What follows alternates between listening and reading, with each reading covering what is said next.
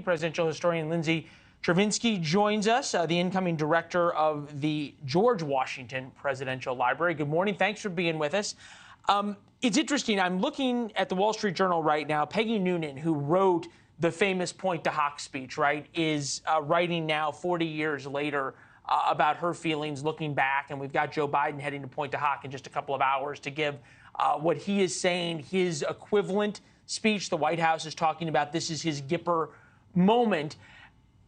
Tell us why now, with 40 years, how we're able to see Reagan differently, and 40 years from now, how you and I are going to be interviewed to talk about Joe Biden and his impact very differently than we're able to discuss it today.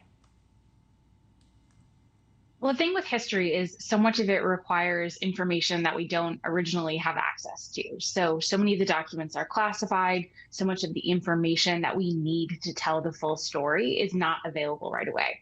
So a lot of it takes time, and it takes time for people to open up, to give full interviews, to share that information. And that gives us the full story. But it's also really important that we try and be as objective as possible. It's, of course, impossible to be purely objective. We're humans, but we can try and put aside some of our emotion, some of our partisan feelings, and we can see how events really unfold over time. And that's so essential, I think, to Reagan's legacy in particular, because he was so focused on diplomacy and the Cold War. And of course, Americans' ascendancy with the Cold War and its victory over the Soviet Union, that's really a tribute to much of his time in office. And more importantly, and I guess this may be a point to make, it worked, right? You know, history favors the victors. Ronald Reagan's bet on the Cold War and his pushing of Mikhail Gorbachev worked. And then there was considerable skill, and there was an awful lot of brinksmanship involved. But then it worked.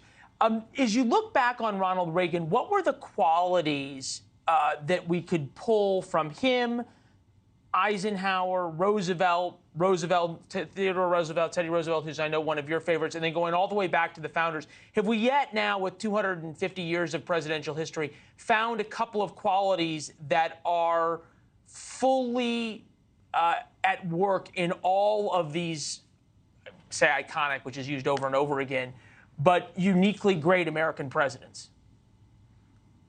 I think there are two qualities that all of those presidents you mentioned really embodied. So the first is they had an ability to have long-term vision. It's really easy to get lost in the mess of politics and the day-to-day of squabbling or legislation. But the president is supposed to be able to maintain that 30,000-foot view, to understand that what they're doing is really for the long-term good of the nation. And I think all of those presidents got that was what their purpose was.